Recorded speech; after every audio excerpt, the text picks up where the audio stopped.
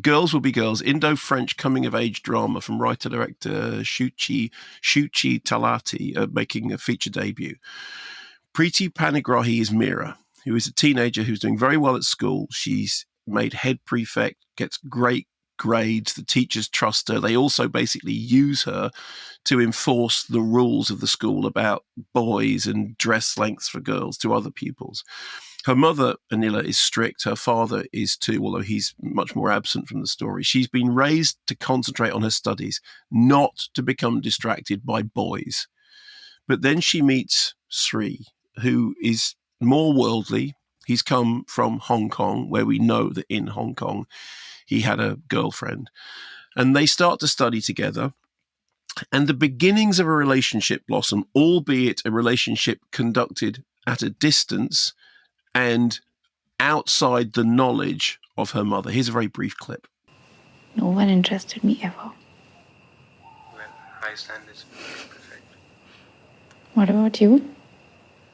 I had a girlfriend in Hong Kong. She was a senior. How long were you two together? 8 months. Are you jealous? I don't care.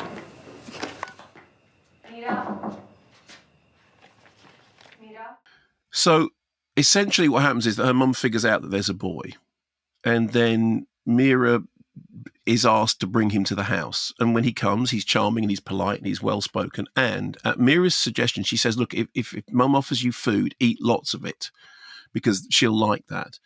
And he does get offered food and he does eat a lot of it. And she does like that. And the mother seems to be sort of seduced by this young man. In fact, almost too much so, to the point that there's a couple of moments when the daughter is looking at the mum getting on very well with her and thinking, I'm not entirely sure what's happening here.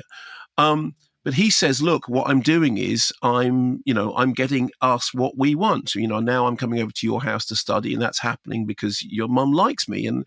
And he has this belief that everyone's kind of got a key, and what you do is you figure out what people want.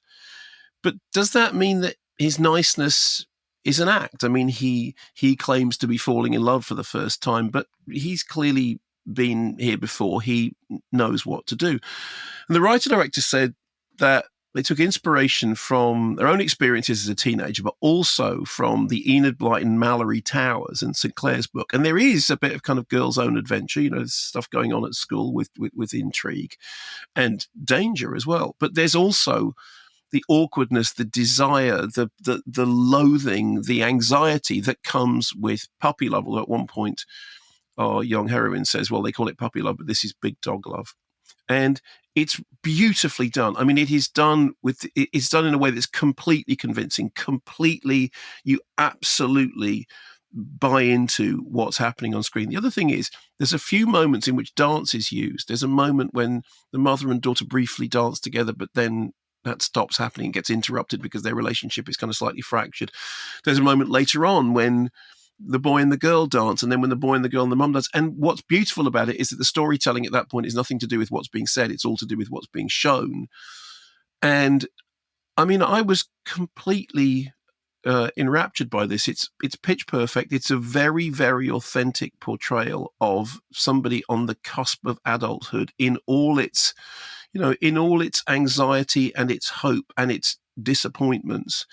And anyway, the film played at Sundance, where it did very well, which is, not surprising because it is really beautifully made, a really impressive coming-of-age drama. Girls Will Be Girls is the title, and it's well worth seeing. Sounds as though Donny Osmond's Puppy Love should be on the soundtrack somewhere.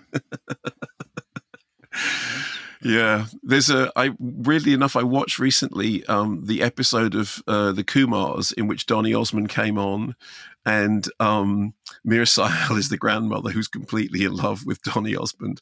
And so she says to Sanjeev, you don't even know all the Osmond brothers. And he says, yes, I do. He says, there's Donny and Meryl and Scott and Virgil, and which one of them did Thunderbird 3? Very good. That was Alan in Thunderbird 3, obviously. Yeah. Well done.